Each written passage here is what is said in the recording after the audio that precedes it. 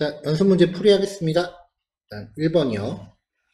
10명의 학생들에 대한 혈액형이 이제 이렇게 배열에 들어있는데, 이걸 가지고 이 제이슨 데이터에 각각 혈액형별로 몇 명인지를 이제 계산을 해서 요 값들 채워 넣으세요 라고 하는 게 문제예요. 자, 그럼 일단 문제에서 요구한 데이터를 코드에 적용을 해 놓을게요. 일단 혈액형을 조사한 게 배열이니까 배열을 반복문으로 이제 스캔을 합니다.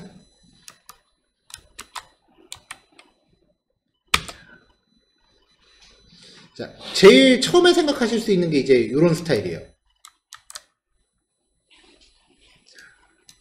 I 값이 A면은 이제 블루드 데이터의 I 번째가 A면은 result.A를 증가시키고, B면은 거기에 해당하는 키를 증가시키고, A, B, O일 때 각각 이렇게 증가시켜라. 이게 가장 많이 접근하시는 방법이에요.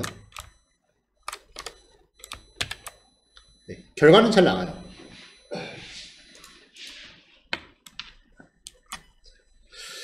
자, 근데 이 result라고 하는 제이슨의 요 키 부분이 문자열 변수로 들어갈 수 있다라는 거를 여러 번 강조를 했었잖아요.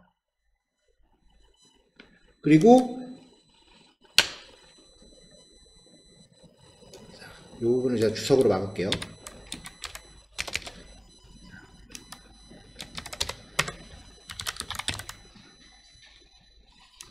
이렇게요. result라고 하는 제이슨에 블루드 데이터에 i가 담고 있는 i 값이 가리키는 것을 증가시켜라 라고 하면은, 이게 통째로 a면은 여기를 증가시킬 거고요, b면은 이 자리를 증가시킬 겁니다. 그러니까 이 부분을 이렇게 복잡하게 전개하는 게 아니라 이렇게 처리하면은 간단하게 해결이 되는 문제고요. 이거를 포 오브문으로 바꿔본다 라고 하면은,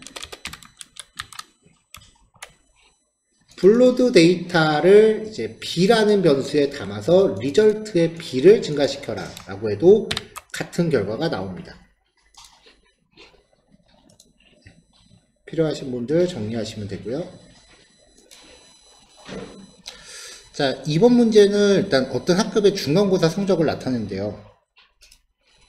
일단은 요 제이슨을 코드에다가 옮겨놓고 시작을 할게요. 자, 2-1번. 이 데이터에서 학생별 총점과 평균을 구하래요. 이렇게 출력되게끔 하는 거죠.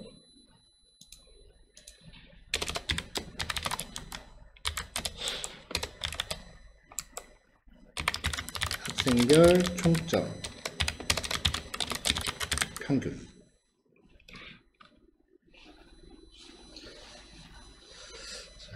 제이슨이기 때문에 그냥은 반복이 안 됩니다. 일단은 요 키값을 먼저 다 얻어내고 이 키에 대해서 반복을 해야 돼요. 자, 그래서 제이슨을 반복하는 문법은 for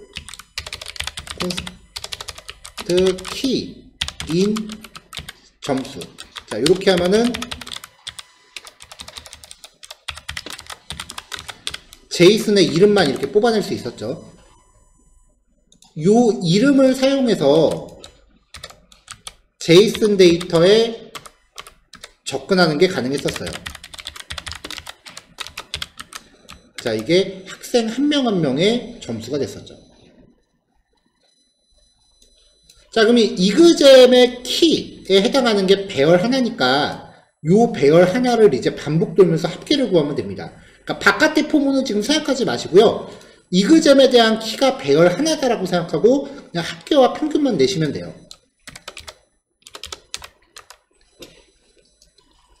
자, 먼저 학생별 총점을 위한 변수 sum 정의했고요. 자, for const p of. 자, for 2는 제이슨일 때고 for of는 배열일 때죠. 자, 이렇게 해서 이 점수 하나하나를 썸에다가 합산하면은 학생별 총점이 나오고요. 이걸 가지고 이제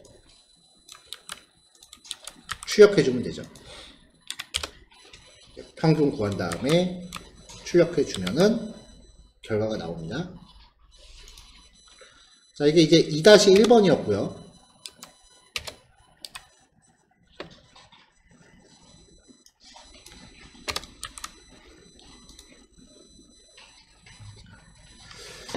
자, 위 문제의 점수가 순서대로 국어, 영어, 수학, 과학일 경우에 수학에 대한 모든 학생의 총점과 평균을 구하시오.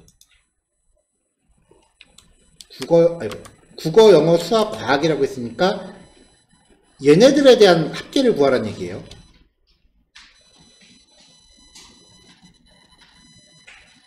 자, 그럼 이제 요 반복이 이 제이슨 키에 대한 반복이었고, 여기서 이그잼의 키가 의미하는 게 학생 개개인의 점수였는데, 거기서 0번째, 1번째, 2번째만 골라서 아랫방향으로 합산을 하라는 겁니다.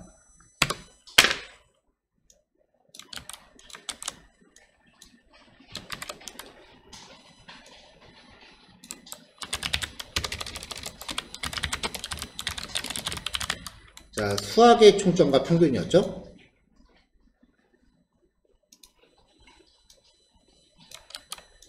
자, 이 반복문을 재사용할게요. 근데 모든 학생의 총점이니까 이번에는 변수가 위에서 만들어줘야 되고요.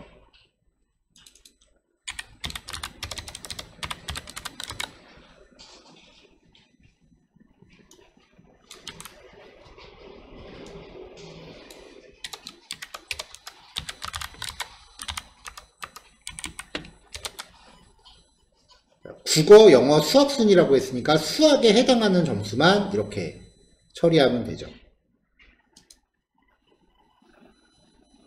자, 근데 지금 이 포인 같은 경우는 제이슨을 반복하는 거기 때문에 제이슨의 원소가 몇 개인지는 몰라요. 자, 그래서 변수 하나가 더 필요해요. 학생 수를 알아내야 되니까요. 그래서 수학 점수 하나를 더할 때마다 몇 번째 학생인지 카운트를 해줘야 마지막에 총점을 낼 수 있다는 거죠.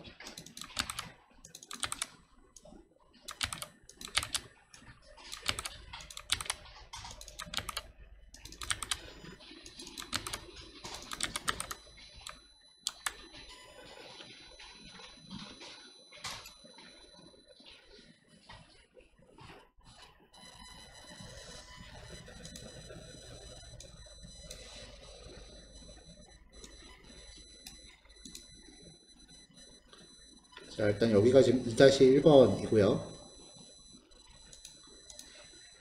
코드가 하나가 너무 길어져서 네, 밑에가 2-2번입니다.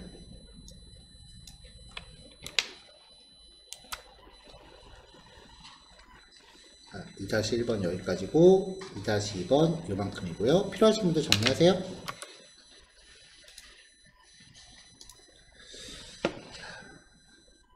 자, 2021년 1월 25일부터 2월 1일까지 뭐 확진자 수를 이제 집어넣은 자료래요. 네, 한참 이 시기 때 만들었던 문제라서. 자, 일단은 어떤 복잡한 형태의 데이터가 나오면은 제일 바깥에 있는 괄호 모양을 먼저 확인을 하세요. 얘가 배열인지 제이슨인지를 먼저 알아야 전략을 세울 수 있어요. 대괄호로 들어가면은 배열인 거고요. 중괄호로 들어가면 제이슨인 거죠. 그러니까 얘는 지금 제이슨을 원소로 갖는 배열인 겁니다.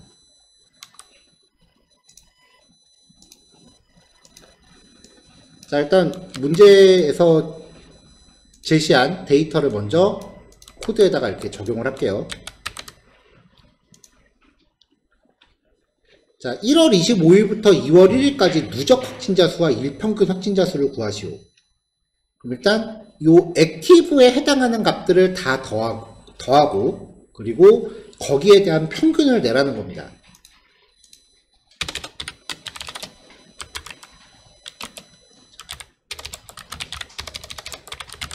누적 확진자 수, 그 다음에 평균 확진자 수. 일단 누적이라는 게 합계를 내라는 거죠. 그래서 합계를 위한 변수 준비하고요. 또 const c of covid-19 이라고 하면 console.log c라고 했을 때 배열의 원소 하나하나가 들어올 테니까 이 c 안에서 액티브만 접근하면 돼요. 그래서 썸에다가 c 액티브를 더해주면 되고요. 그 다음에 이제 주어진 데이터 자체가 배열이니까 전체 개수는 배열 이름.랭스라고 length라고 하면 쉽게 얻을 수 있죠. 그래서 평균은 합계해서 그냥 길이로 나눠버리면 되니까 바로 계산했습니다.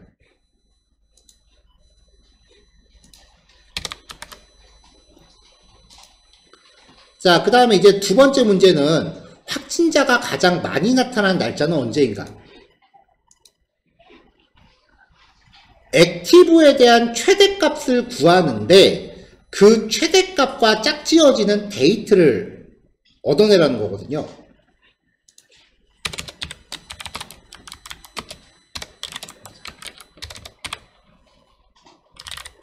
확진자가 가장 많이 발생한 날.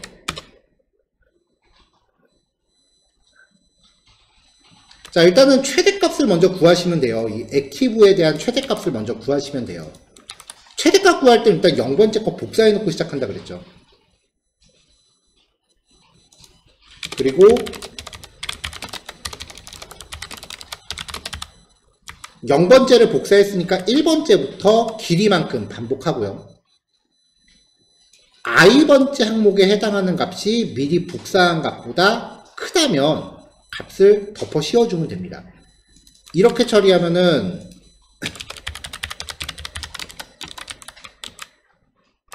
최대 확진자 수가 몇 명인지를 알 수 있는데 문제에서 물어보는 거는 이 i번째에 해당하는 액티브가 아니라 거기에 해당하는 데이트를 얻으라는 거니까 액티브 복사할 때 데이트도 같이 복사해 주시면 돼요. 이렇게요. 그래서 확진자가 가장 많이 나타난 날까지 같이 출력하면 됩니다. 1월 27일이라고 하네요.